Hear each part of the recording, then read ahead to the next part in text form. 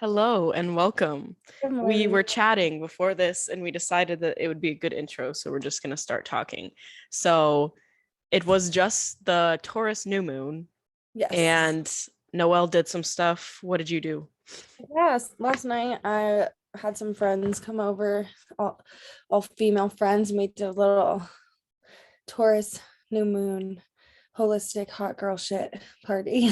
Um, we made some food and we had a cacao ceremony. So cacao ceremonies, like, don't quote me on this because obviously I've never done this before, but I looked it up on the Google um, yesterday morning how to do a cacao ceremony. And basically, what we came up with was we put the cacao into warm water with a little bit of spices, but no sugar. And you kind of drink it and you like let it sit in your mouth because it's bitter. It doesn't taste very good. And when you do a cacao ceremony, it's kind of about like taking the bitterness and sitting with it and understanding that sometimes in life we have situations that we don't really like how it tastes. We're not really, it's hard to like get through it, but you just got to sit with it and kind of like try to recognize the beauty in it and get through that like difficult situation. But yeah, it was really fun. Then we had a fire, and today's Beltane, which normally people celebrate in different lots of different ways, but one of the ways is by having a bonfire. So it felt all just very fitting. We also wrote our intentions on paper, of things that we wanted to let go and let grow. So that was really cool. And it was just fun. It was like not super organized and not super like bougie. It was literally just me, like with my friends, like chilling, smoking weed, just kind of like hanging out. But we just took a few minutes to be intentional with some like things. And it's really nice because it doesn't have to be like a whole, I don't know, intense thing that feels like it's not you. You can do it however feels good for you, as long as you're just intentional with some of those things. Sometimes I think it can be, yeah, really cool. So Yes, I agree. That's something that I've been trying to do a lot more with weed is I did take like a tolerance break not that long ago, and it was 2 weeks of like just not using it all. And so mostly because my tolerance had gotten to the point where I was just like I could just smoke multiple joints and not feel it at all. But I have like a weird oral fixation where I just like the smoke. So I was like, let me just take a break. And that way I was also saving money by doing that, just because like if you blow down an eighth every single time you smoke, it's kind of just annoying at that point of having to buy so much. So now my tolerance is like where I prefer it. And it is something where I do have to be very intentional with my use, because it's really easy for me to just like get roped into a bunch of nonsense or just like wasting my high almost. So not wasting it, but just like getting couch locked or not really like being creative. And when I set intentions with my use, I tend to like make a little more art, do a little more spiritual stuff, work on stuff. It's really interesting to see how that like kind of shift my use around, just because I wasn't always the most intentional even in like the past year or so. But it does change a lot. And also, fun fact that weed, cannabis, can be used as a smoke cleanser similar to sage. Because if you yeah. guys didn't know, white sage is endangered and closed to Native American practice. So if you ever see it, don't buy it. Um, it's a lot easier to use other methods like rosemary, cedar, Wait, lavender, and cannabis. Yes. So you can always just set the intention of using the cannabis to like be a cleanser as well, while you're smoking it, which is great. And then also, I wanted to touch on Beltane as well. And for those who don't know, just to expand on it a little bit, is the peak. It represents the peak of spring and honors life. I'm getting this from the website goddessandgreenman.co.uk. So this is just a little what they have a little bit about Beltane for anyone who's like interested in Wicca or witchcraft or just paganism. And so they believe that this is when the earth energies are the strongest and the most active. So if possible, get outside today, ground yourself in nature. This is like when life is the most potent and the most fertile in the wheel of the year. And this is also, for anyone who's at this point in their life, this is the most potent time for conception as well, energetically in the air. And so this is like the peak of abundant fertility on all levels. And this could also mean like fertility within your business, fertility within, anything that you're doing. It doesn't necessarily have to be like creating a child fertility. And the child could be your business or whatever, but just using that energy to your advantage. And I think this is also the time of year that, if you've seen the movie, what is it called? It's a scary or a creepy movie. It's not really scary. Midsummer, right? Oh yeah. Is this like the time, because they're going around the pole? Is that this? And then they're all like making out and stuff. But it might be I know there's a summer. Midsummer might be the summer festival. Yeah, but I just heard fertility and I was like, weren't they like making out and stuff? So I didn't know if it was this one, but that just made me think of that movie. But that is I'm pretty sure that they're doing some. Oh nope, this is it. It says the Maypole. Yeah, the Maypole. Yeah, and it says the Maypole is a popular and familiar image of May Day in Beltane. It's a phallic pole, which means it looks like a penis for those who don't know, often made from birch, and that was inserted into the earth, representing the potency of the god and goddess. And so then they like dance around it, whatever. And so yeah, it was that, which is weird. I thought maybe if they called it Midsummer, maybe it would be Beltane, or maybe Midsummer is the festival that they do in Sweden, but they could have similar rituals, probably. Right. Or wait, aren't they? No, they're on the same hemisphere as us. I was like, couldn't it be? Because how like okay, I know. Right now it's like fucking middle of winter down below, down under. Down under. And also, for those who don't know, the tradition of like Easter eggs comes from Beltane. They do have like a tradition where you like blow on eggs for wishes that involve animals, and then you like blow on it and you paint your egg. And that started with Beltane, which was a pagan tradition before it was Easter. Most Christian traditions like have roots in pagan festivals and culture as well. So that's just something interesting. If you celebrate any Christian holidays, just look into where those roots come from, because there's a lot of paganism in Christianity. Yes. Yeah. Even like the name Easter comes from austere, which is like a pagan thing too. So it's very interesting. We can also do another like episode on that kind of thing, of where that stuff kind of stems from and like the ties of it all. No hate to Christianity, just interesting how everything comes together, and how cultures mesh and stuff. And then this episode that we have today is, we wanted to really go off of the last kind of episode that we had with psychedelics, talking about just how it can point out things, and it made us think about like trauma integration and how to do that. And a lot of times we'll get like these epiphanies of these traumas that are pointed out to us, or things that we are just kind of starting to process and not really sure where to go next, or what it means to like integrate and process. Because we can be aware, but that's only like really the first step of trauma integration. So we kind of we always have like a very brief outline. We're never doing so a lot of this is off the dome, so forgive us if we go on tangents. But to get started, do you have anything to add before we move on? No, I'm just excited to talk about this. I think it's important. Integration is important, and it's done in a lot of different ways. Just because you have trauma doesn't mean you have to use psychedelics. There are other ways to integrate trauma. But also, if you do use psychedelics, that doesn't mean that you have it all figured out, or that all the messages you need to know have been learned. Like, you still have to go through these steps, no matter if you get insight from psychedelics or just yourself or someone else. There's always going to be steps for integration, and there's never really like a stopping point.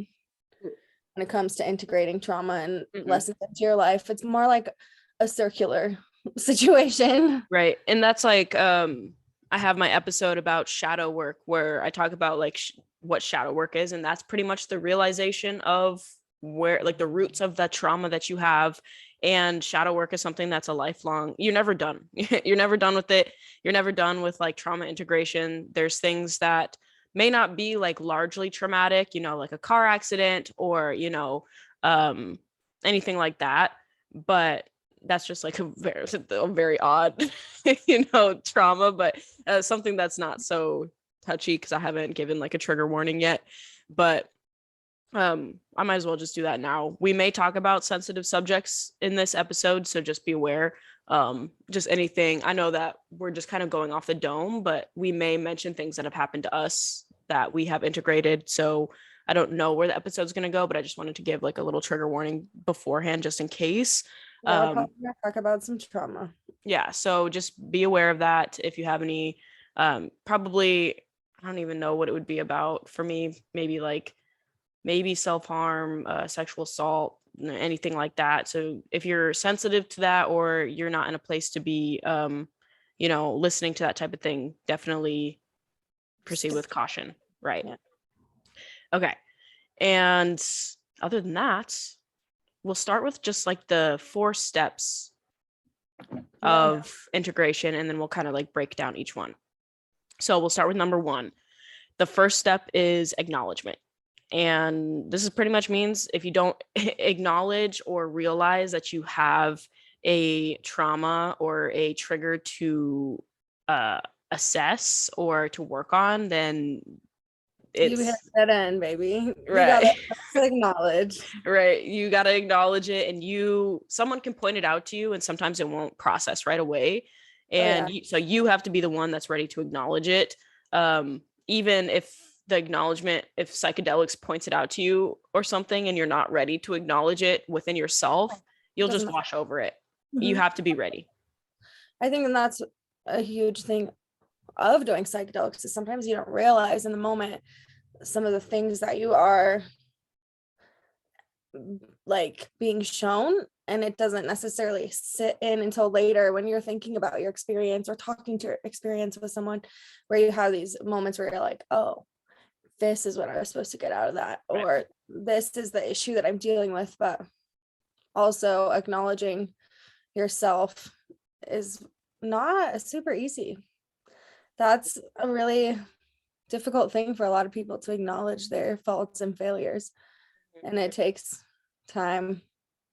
Yes. And even like if it's something that isn't your fault as well, it even takes time to realize that it's something that wasn't your fault, you know, like that could be the acknowledgement that needs to happen as well. There's people, sorry, go ahead. No, you're good. I was just gonna say, there's people, you know, who've had trauma happen to them when they were young, and they don't even know about it until they're older, because their brains literally block it out and tell themselves, no, this didn't happen, this didn't happen, this didn't happen. Right.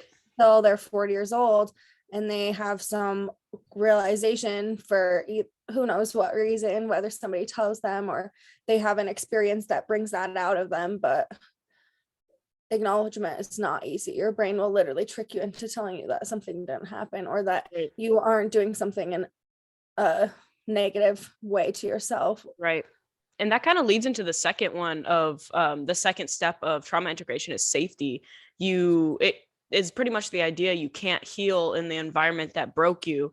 And so sometimes those realizations won't come until you're out of that environment and you feel safe. So maybe that means like moving out of your parents' house, or, you know, leaving a toxic relationship. I know that I was in that situation of just a very emotionally abusive relationship, and you leave, and while you're in it, you don't realize how bad it is until you're like explaining it to someone else, and you're like, oh shit. And you really acknowledge that you were not safe, whether it be emotionally, physically, spiritually, whatever.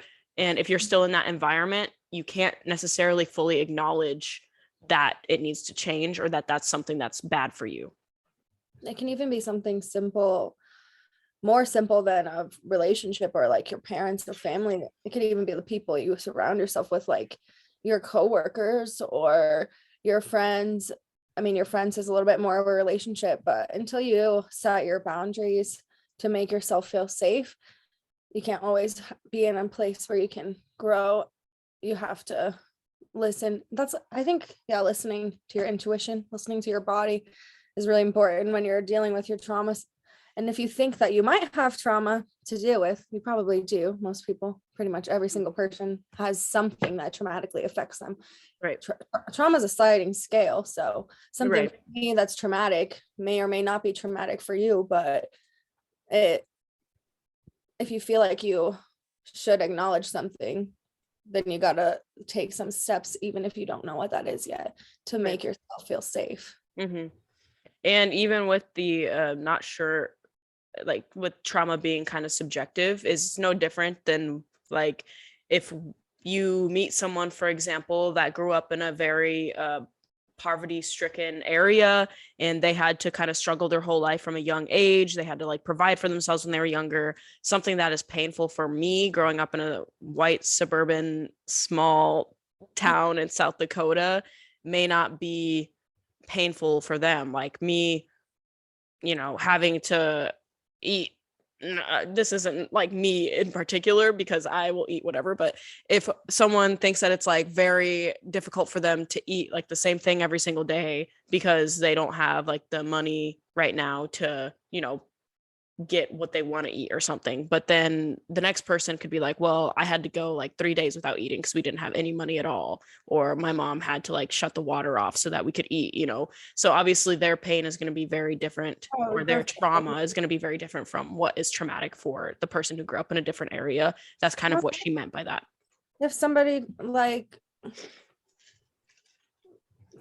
for example, grows up in a more poor part of a city, and doesn't, like, you don't think about the fact that these people might be, like, as children, might be sleeping in a room with 10 other children on the floor, but that's just normal to them. And then they say something like that to somebody who grew up like with their own bedroom, their own bed, their own like literal part of a house that was theirs that they were able to inhabit.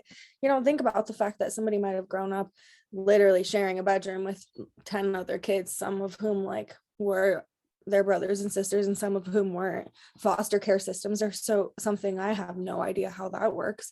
Right. And imagine growing up in a place like that, like your emotional processing is going to be so much different if you had space to be yourself, or if you were forced to grow in this box because the government took care of you, or unfortunately you grew up in a poor situation or whatever. But right. Or even like kids who have lots of younger siblings and they end up having to be like another parent and they didn't choose to go that route. And so it's that like can happen anywhere. Right.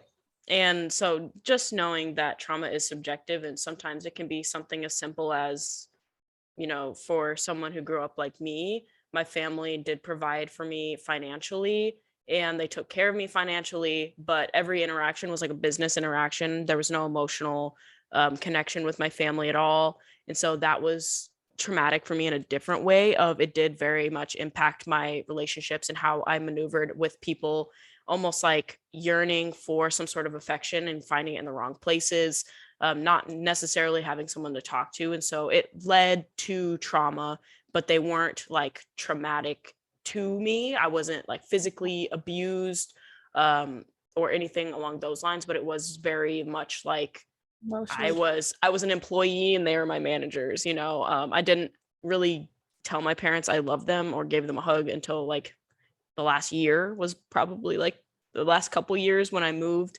was probably like the first time. And then other than that, it was just a firm pat on the back.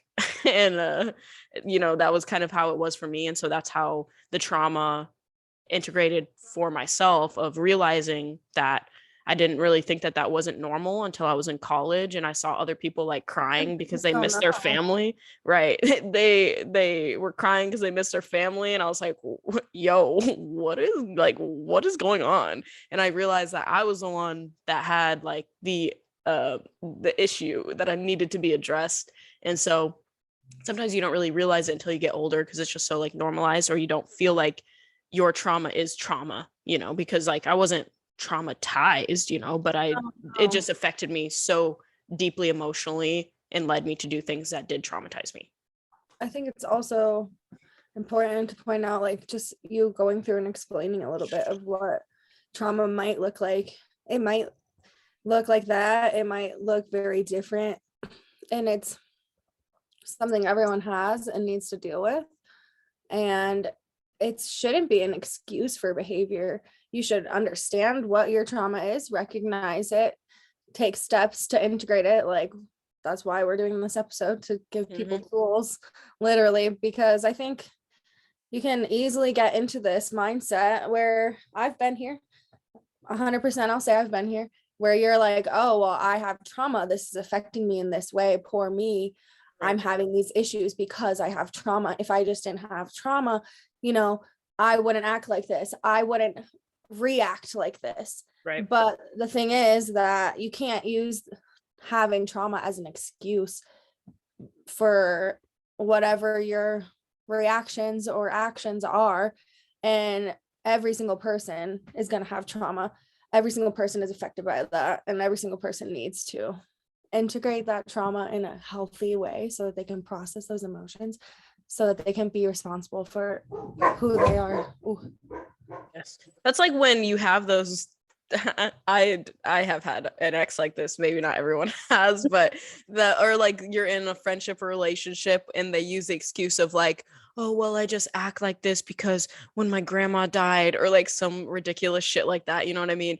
And so it's like, maybe that did deeply impact them emotionally and like brought up some emotions for them that they had trouble handling, but that's not an excuse for going out and like cheating on someone or something like that, Exactly. You can't use trauma as an excuse for your behavior. You Right. should acknowledge it, and we should all be compassionate to each other and understanding that each person that you're in contact with, whether it's your partner, your grandparents, your parents, whoever, your brother and sister, you're probably your friends. You're probably, at times in your life gonna have like disagreements with them, and you should take into account like, hey, oh, they might be acting this way because of some underlying cause that I don't know about. And so I should like just be a little patient, and you should, but you shouldn't use it as an excuse. And I think especially like, I don't know, I think everybody has a voice and has the right to feel their emotion and process things in the way they need to, but I just don't think that we should be using trauma as an excuse for bad behavior. No, 100%. And it's also that also kind of makes me think of, you can't rely on other people to baby your triggers. Yes, I do like to put trigger warnings and stuff in front of stuff just to as courtesy, but it's not, if someone mentions something that is triggering for you, it is your responsibility to handle that trigger and to be able to work through that in a setting where that situation may be brought up, whether it's sexual assault, self-harm, whatever it is that triggers you. You have to be responsible enough to either remove yourself from the situation if it's too uncomfortable for you and you're not in the point of your healing where you can sit in that uncomfortable situation, or be able to just like say, oh. But it was so weird, but my microphone fell, if anyone was wondering. But you have to be in control of your triggers too. You are responsible in that sense as well. You can't just like go around using something being triggering for you as an excuse for you not to address and work on it. You don't always have to be ready to address or work on it, but you do have to be ready to set that boundary with people and have to be strong enough and comfortable enough to say like, either remove yourself from the situation if you verbally can't express what's going on, but you are still responsible for your triggers. People can be courteous, but it is your responsibility, just like you integrating your trauma is also your responsibility. And if you tell someone your triggers, like if you tell your significant other, like, oh, when you do this thing, this triggers me, right? Okay, great. I'm your significant other. I'm going to try really hard to like not do this thing that triggers you. But the probability of me doing it is pretty high. I'm probably going to do it. If I've done it once and it triggers you, I'll probably do it again, because humans by nature are habitual.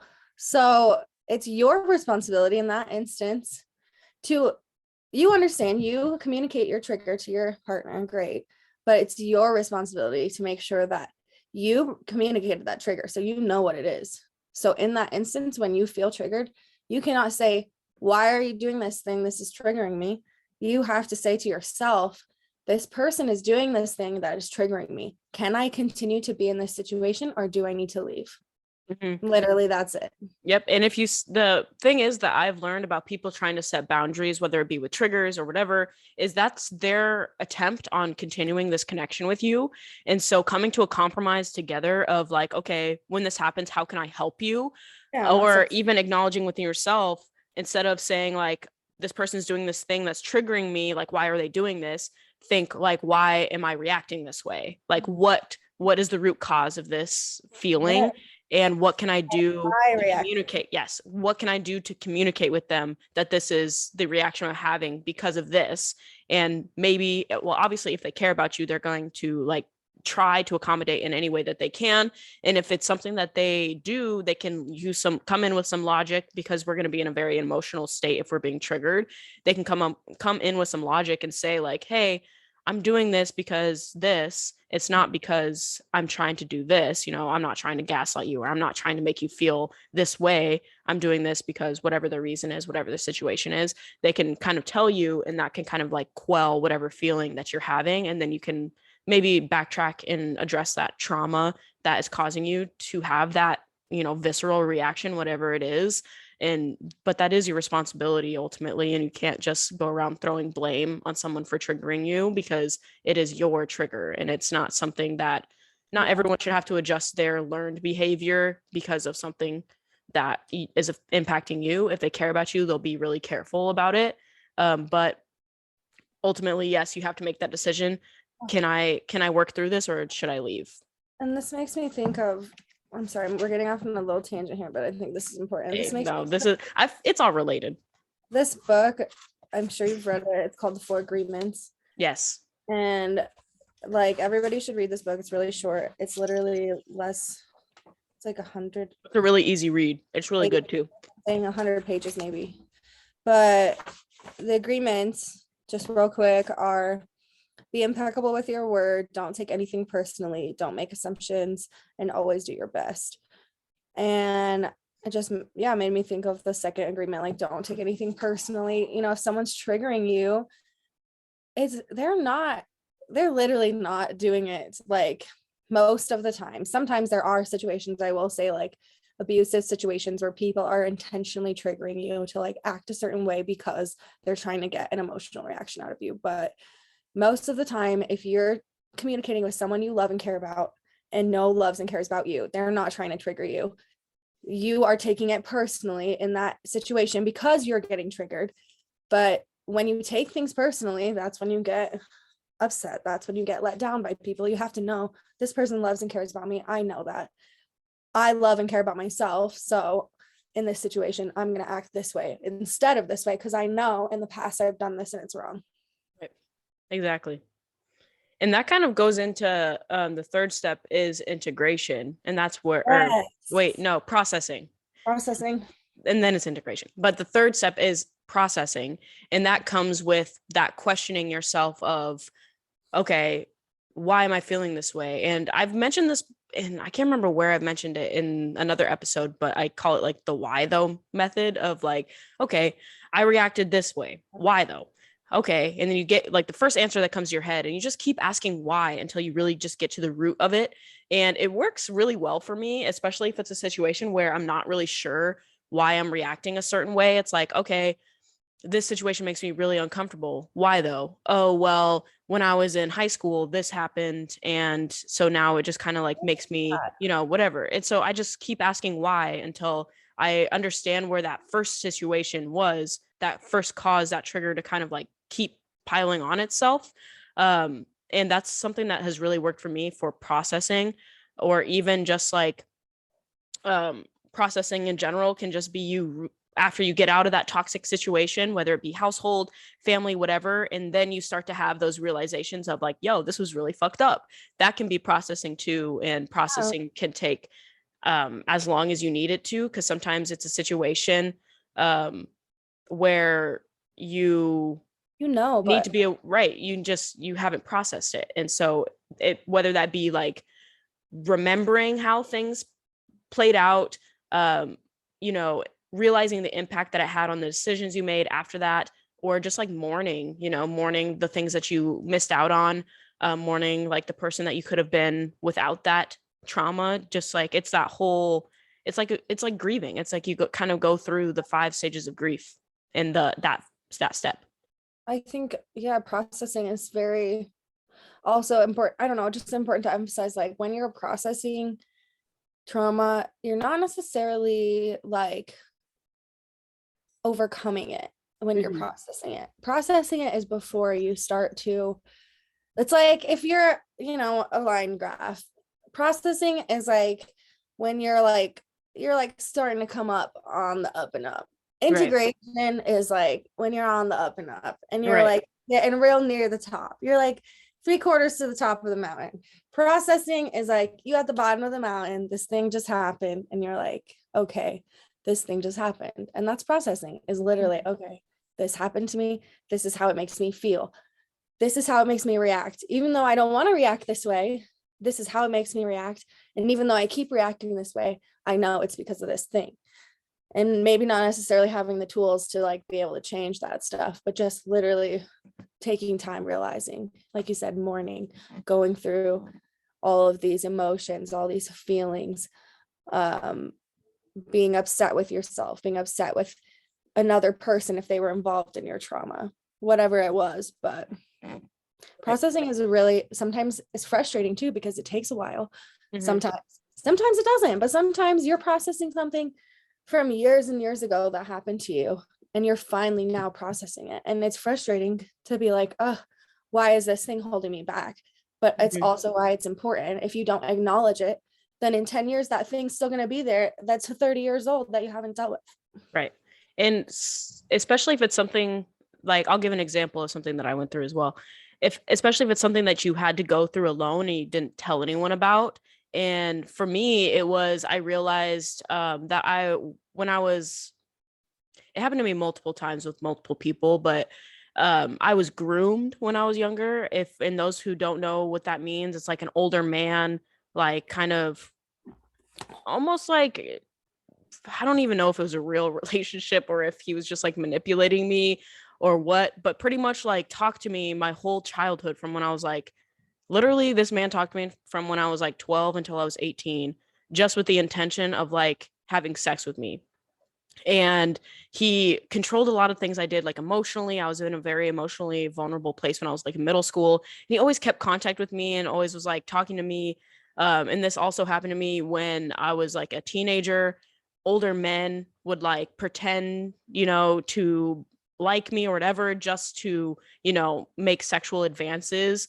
And that's something that I just started to process of being wrong, because at that time I didn't see it as like this man's a predator.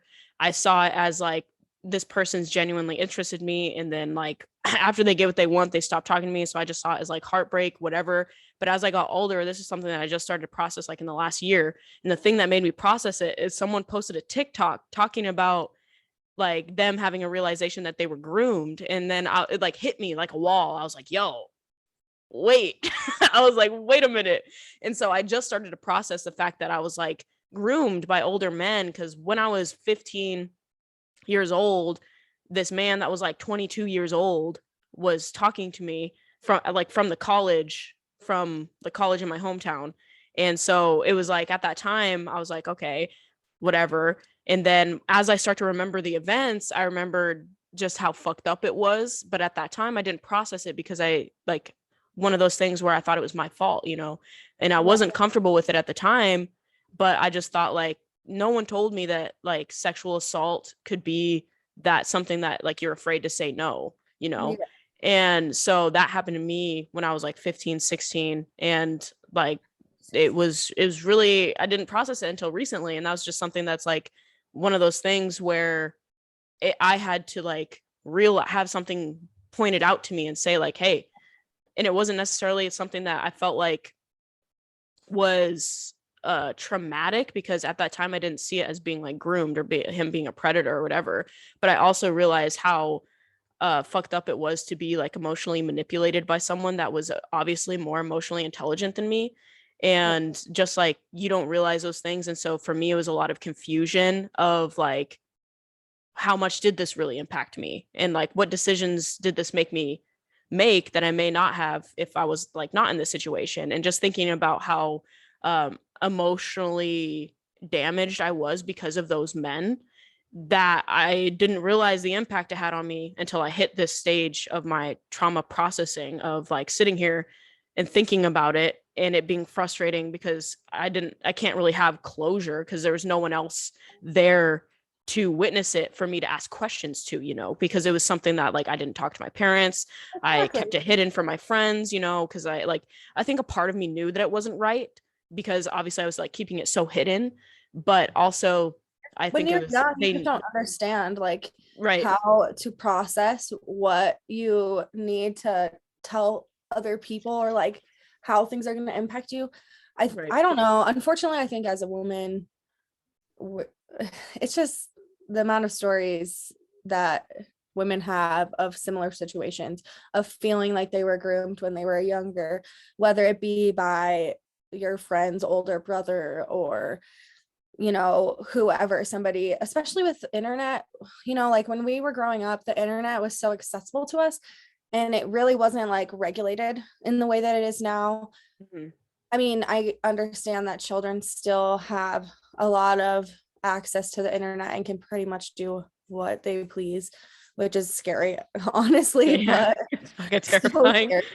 But I think the internet impacted us a lot. And I definitely have like similar situations happen to me when I was younger, where it's like don't really understand that something is wrong until after the fact, when somebody says it a certain way, or when you realize that you're older and that situation really did make you uncomfortable. Like certain people you have just like a disgust or a hatred towards, and it's like, well, that's because they did something that was traumatic to me. Mm. They did something that affected me in a way, and whether it be like sexual grooming or whatever kind of trauma, you don't always recognize, especially traumas from when you're younger. I think it just takes hearing somebody say something the right way for you to be like, oh, I was affected by something similar to this. Right. Or just time of growing up and becoming more emotionally intelligent and Mm-hmm. realizing what your values are as a person and what's right and wrong, and then kind of evaluating your life and saying, oh, these things happened to me, this person did this thing to me and it affected me in this way, and that's why I have this emotional wall built up, because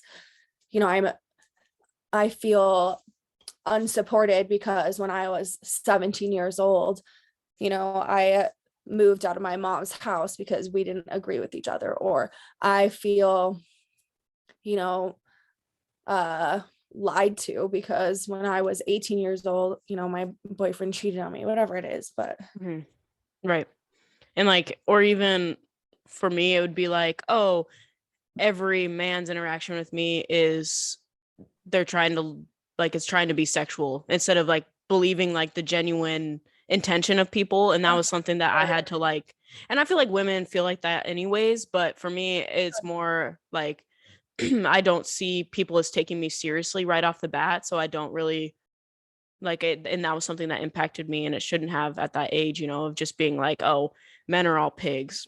And that was like something that obviously that's not true, and that's something that I had to work through and understand of where that came from and why I think that way. And I think it also leads a lot of women who go through similar as me it leads them to believe that like the only thing they have to offer men is like sexual attraction, and if they lose that, then they'll lose that man. Whereas like if you like they have trouble saying no even to like their partners if they're not feeling it, because they feel like their relationship is held together by that sexual interaction. And that's something that I've since then worked through. But when I was 18, 19, 20, 21, I really did feel as though that was like the string that would only hold things together because of those situations that I had with those men.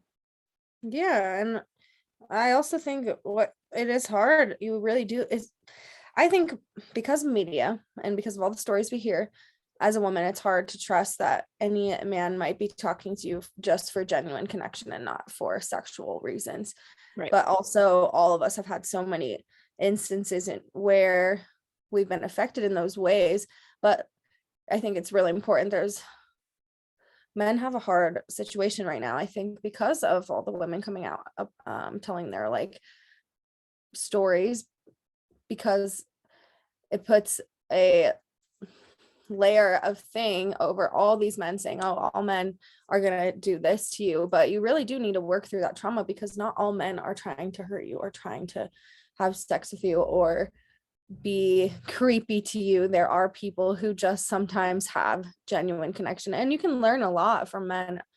Masculine and feminine is very important balance in the universe. That's why Yes. there Yes. it's And male female, but right. it's into processing trauma like that is honestly, it's difficult. And I encourage anybody who has had anything like that happen to them to please seek out professional help. Like, Yes. it's not easy to do those things on your own, and you shouldn't feel like you have to. And if you feel like you're not ready to meet with a therapist, or like your financial means isn't there, even just reaching out to someone that you trust, Yeah. bouncing it off of someone, because if you just like keep it reeling in your head, then it's really, really hard for you to understand and find logic in it. And if you tell someone else, it even just feels validating for someone else to say, hey, that is really fucked up. I'm sorry that you went through that. Just Yeah. because we get so in our head about it and think like, am I being crazy? Like, is this actually, like whatever, and it is really hard to like think about those things just solely you being the only person that know about it, and like having no one to kind of vent to about it. Just make sure that that person's in an emotionally not in an emotionally vulnerable state where they're not able to like receive that type of energy. Always ask people if they're in the right headspace before you like bombard them with something like that.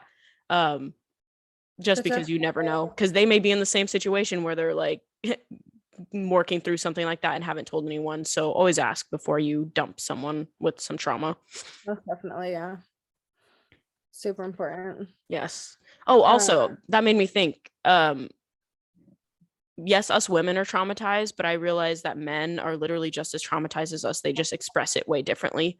And that's something that I realized when I got older and just really started to like men are more likely to turn cold and like have no emotional connection with people, and then just seek out sexual relationships because they're afraid of like that emotional bond.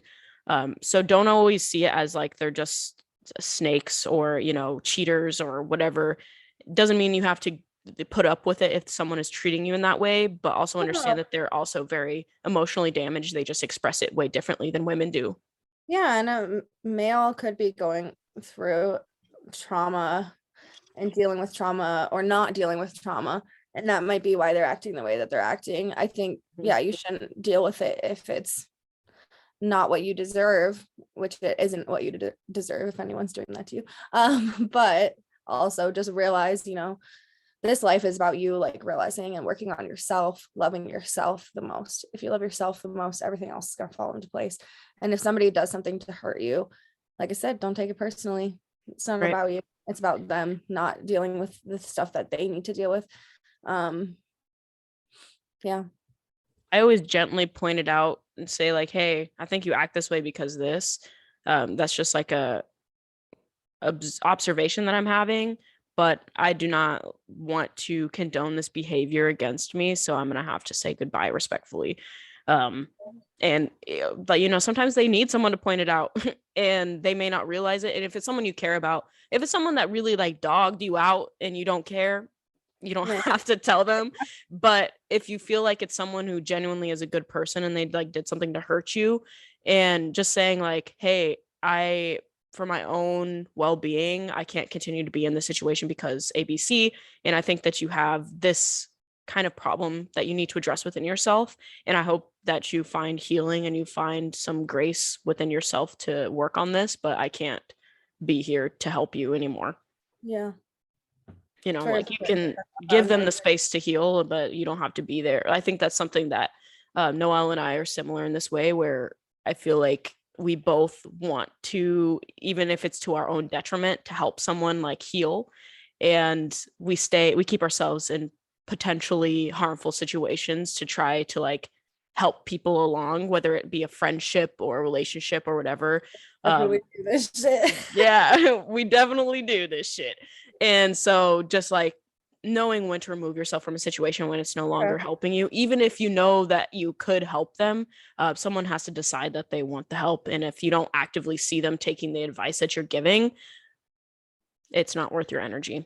Setting boundaries as a empathic person is really important. If you feel like you want to help somebody, you should. But I have a little app on my phone that like bings me affirmations throughout the day.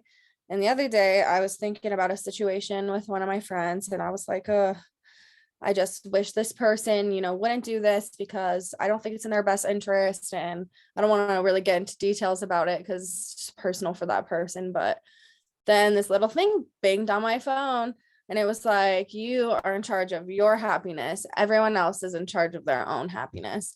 And I just thought it was really interesting, the timing of it, because, as much as you want to help someone, as much as you love somebody or care about them, ultimately, dealing with trauma, you got to look at yourself, deal with your own trauma. If you can recognize something in someone else and you think you can help them, you can try. But if they're not open to it, it doesn't matter. You can't control anybody else or their actions. You can only control you, your actions, and your reactions. So if there's something that you're trying to get across to someone and it's not getting across, gotta let it go. Right. Let it go. And it comes back to three things that I thought of it not being personal and, detaching from those situations. Not necessarily detaching and being like, fuck this, I'm not fucking helping you. It's more of like, their decision to do this does not impact me at all. I care. Sometimes we care because it's in our best interest for them to act a different way. And sometimes we care because we just care. But either way, making sure that you're not attached to their situation. And then also free will. If it's their choice to act a certain way or to make a certain decision, you can it's your friend or whatever, you can gently tell them what you think would be best. But I always tell, even like my best friend Brittany, I always tell her whenever she asks me for advice on something, I always say, this is what I would recommend doing in this situation. But no matter what decision you make, I love and support you, and I'm here for you no matter the outcome, depending on obviously the type of relationship you have with that person. But she's someone in my life that she's like my chosen family. She's like a sister to me. And so no matter what she does, even if it's against what I recommend, I'm not gonna sit there and be a bitch to her about it, because it's her life. She can make the decision she wants to, as long as it's not damaging me. And she's always working, as long as they're always working on the path to like growth, then I'm going to support whatever decision they make. But I am going to be honest with them about what I think they should do. And whether they choose that or not is not me to say. Their perspective is way different. Everything comes down to perspective. What were you going to say? I see you brewing a thought. I'm brewing a thought. Yeah, no, this just reminds me of a situation I'm kind of in right now, where there's someone in my life who I care about this person, and I just, want to help them so much because I see myself in them. Yep. Unfortunately, though, this person just doesn't see the situation the same light as me. And I just can't do anything about it. I know that I'm a good person, that I have this person's best interest in mind, at least like what I perceive to be their best interest. Mm-hmm. I would never judge this person in a way that's like wrong, or in a way that's looking down upon them.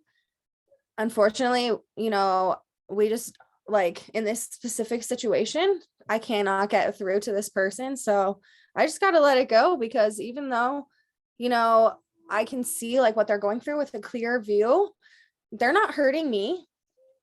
They're not intentionally doing anything to disrupt my life. So I'm just letting them, go through this situation. And I know that they're going to figure it out on their own eventually, but I've been in that same exact situation where you literally see like a younger you in the same exact thing that you went through, it's like so playing like a play-by-play, and you're like, bitch, like, listen, yes, it's crazy. And then on the other hand, there's, one of my good friends right now that have been like, really just, we're trying to kind of build each other up, help each other stay on this path of growth. It's just so cool, because even though she doesn't always make the decision that I necessarily recommend or think is best, we are able to have that really cool relationship where I can see that she's continually working on herself, and her and I have this like symbiotic understanding that, Like a we're tandem. here, we support each other. And even though we don't always like necessarily think that person's doing the right thing or the best thing, because, this is your family, whatever, you choose them. You have to understand that too. Like with trauma, you just because you point something out, just because you think somebody needs to like do something a certain way or work on something, it's not your life. It's not your responsibility. It's theirs. It's their responsibility. People aren't going to agree with you. They are going to agree with you on whatever they have going on in their life. But ultimately, it comes back to you. How do I react in this situation? I know that I have this person's, like, I'm loving this person. I have this person's best interest in mind. If they don't see it, though, I can't push it. Right. Exactly. And so that kind of leads into like the integration process as well, which is the last step of the 4 steps. And so that kind of leads into like having a new understanding of what you went through and you like see it in other people. And if like you see it in other people, you can start to understand people that were similar to you, or like you're a lot more forgiving with that kind of stuff. And then with processing, or with integration, it's also this kind of rolls back to triggers and stuff as well, being able to put words to like the things you're feeling, and to the sensations that you're feeling in your body, which Noelle kind of touched on, is like touching back into your body. She touched on that earlier. And then like, right. And then the reconnection with others. And that can be like having those relationships where you feel really like you can tell people what you went through and what you have gone through, and you can help people in the way, like help people with the things that you went through. And then just kind of like also forgiving yourself. And that's one thing that, like, shout out to Brittany, because I don't know if I've ever told her this stuff, but I tell literally everyone else, because people like ask me about her and everything. But she helped me really forgive myself, because since I do see, she's literally had a play-by-play of like my early 20s at the same, like the 19 to 21 year old that I was is the same 19 to 21 year old that she is, or she was. And so I definitely saw me and her so much, but I love her so much. And I was so hard on myself for making those same decisions. But when she made them, I saw it in such a different light of like, I understood why she was making those decisions, because I know who she is. And so when she was doing those things, I was really able to forgive myself through her. And if I wouldn't have reconnected with her, if I wouldn't have reconnected with her, I wouldn't have, and this was like me integrating this stuff, because I was like, my integration process is helping other people, is how I best integrate with the things that I went through, because it helps me, just like in this situation, it really helped me forgive myself, and forgive myself for that time of my life where I felt really like out of alignment with who I was, because she felt the same way, and she was literally like going through the same emotions, made the same decisions as me, but I was still supporting her. And it was really like a full circle moment for me, because I saw myself so much that I was like, why am I being so hard on myself? Like, I'm not hard on her. And so that's one way that I was really able to integrate like the situations that I put myself through in my early 20s, because I put myself out there to reconnect and try to help someone, and she ended up being my best friend. So then just, yeah, so that's one way that I was able to like integrate and forgive and, reconnect. I think it's so interesting that you've had that experience also, because I've had a similar experience, but it's like a little different, because the person who has taught me so much about myself, I'm not really like close to. It's a connection that I have, and I know this person I don't know, maybe not on as deep of a level as I think, but I've seen actions that they have like done, and seen things that they've said and done. And I see my old self so much in them that it literally has allowed me to look at myself. And it's so frustrating, because I want to help this person, but I can't. But at the same time, I'm so thankful for this person, because without them, I wouldn't have been able to look at myself and be like, is this what I look like when I do this? Is this what it seems on the outside when I act this way, when I react this way, when I like do these similar things? And I don't even know. It's not even like actions necessarily or reactions. It's literally like the you mentioned this, the disconnectedness that you have like from this person, because you look back on this person and you're like, why would I do that? Why would I do that to myself? But this person allowed me to look at myself and be like, wow, I see how it played out. like, what am I doing? Mm-hmm. What am I doing? So being able to just kind of like recognize that, and then you stop maybe having that reaction in yourself, because you can see like how silly you might look on the outside or whatever. Mm-hmm. Right.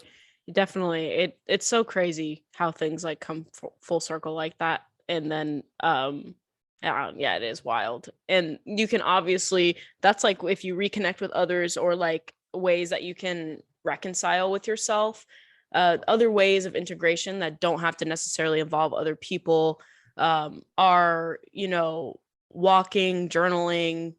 We can kind of point out what methods we've used as well.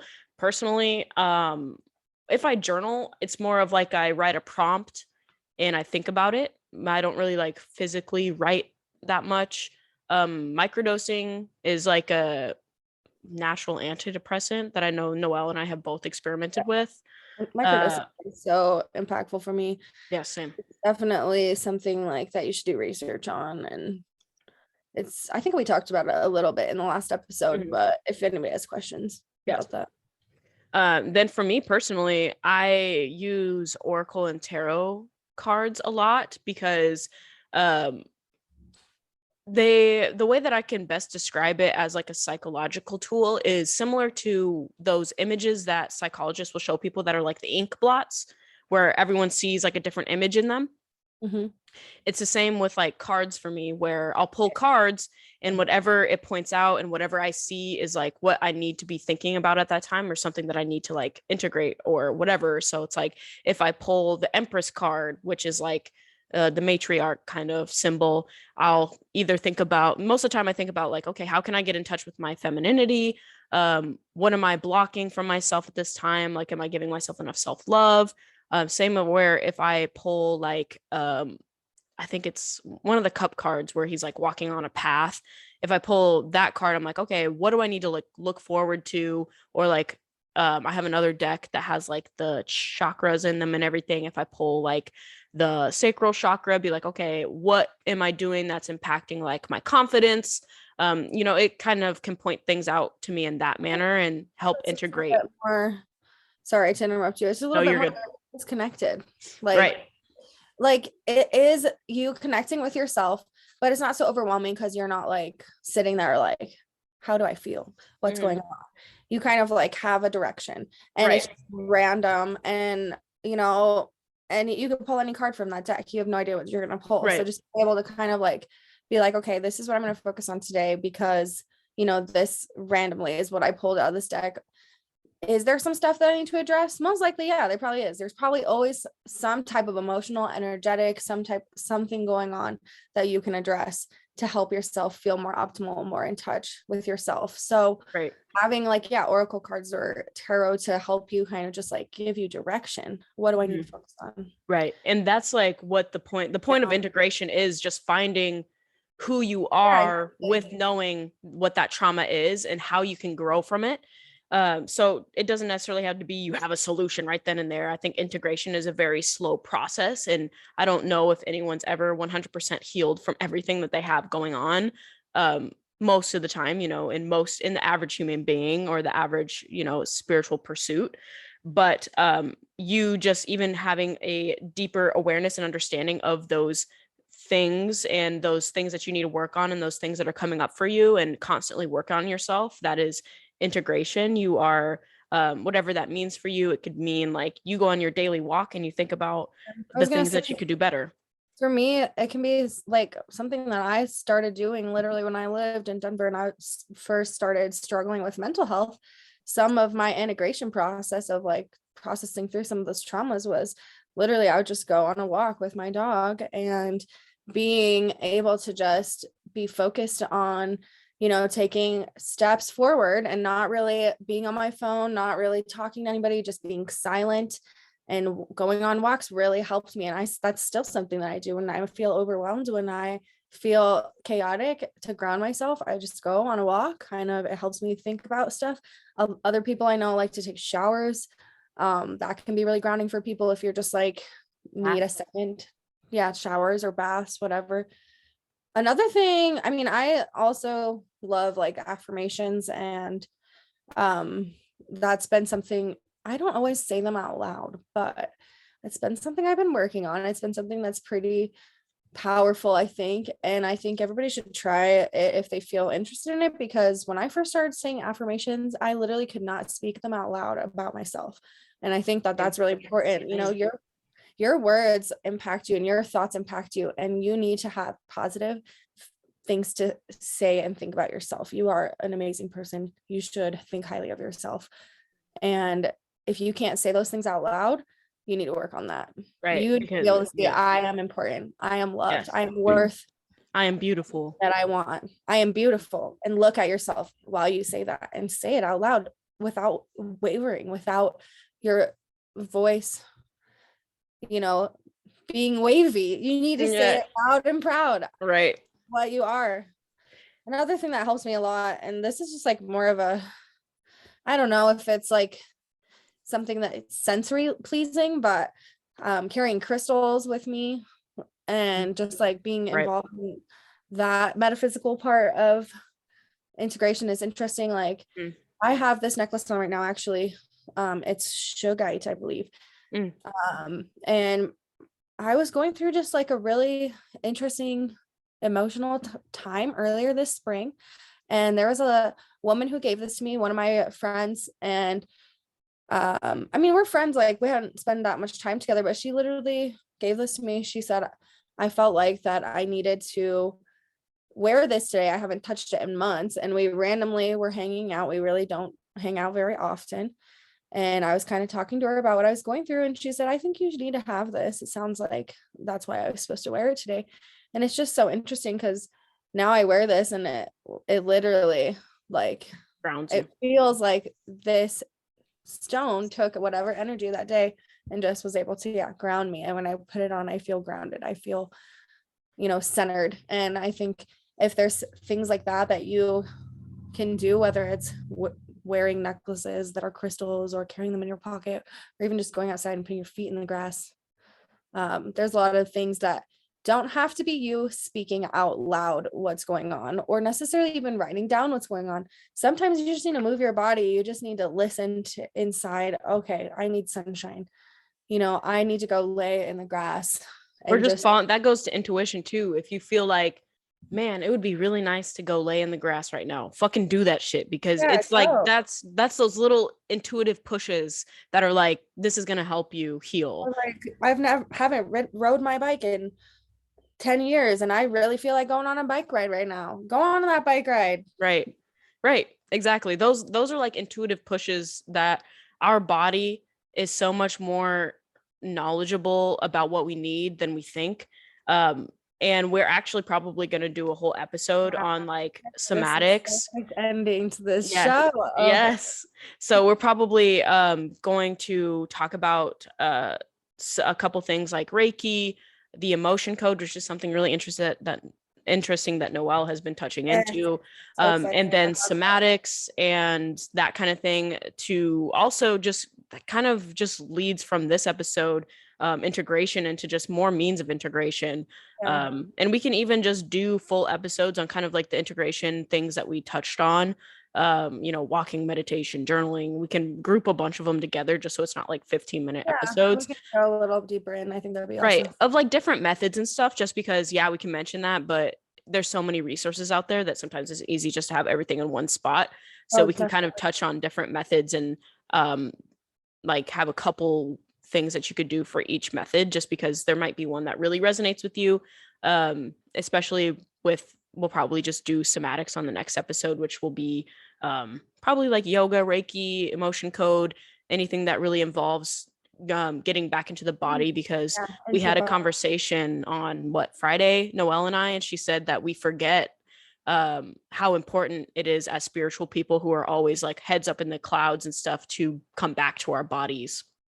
Yeah, it's so easy to forget. And we are spiritual, conscious, eternal beings partially, but we are also here in this human body living on this earth that is a living organism, and so are we. And we have to remember that we're here in this body and we got to process things through our body too.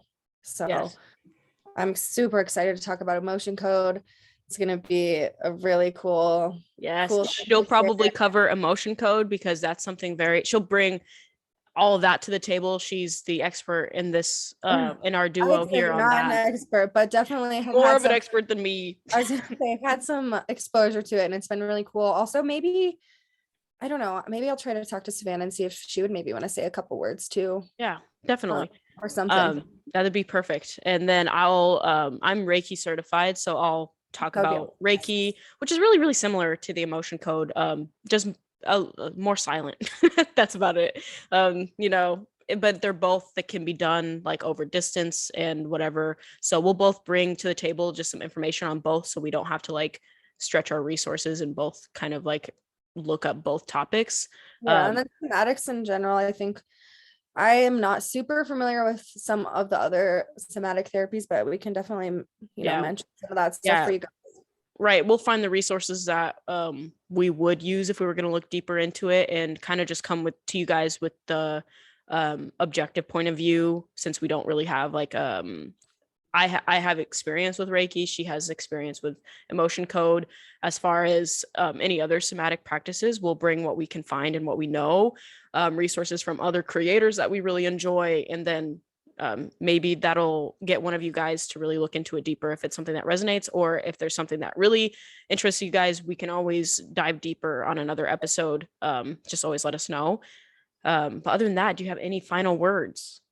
No, I think that was so good. Yes, I really like this episode. So yeah, I think you guys too like it too.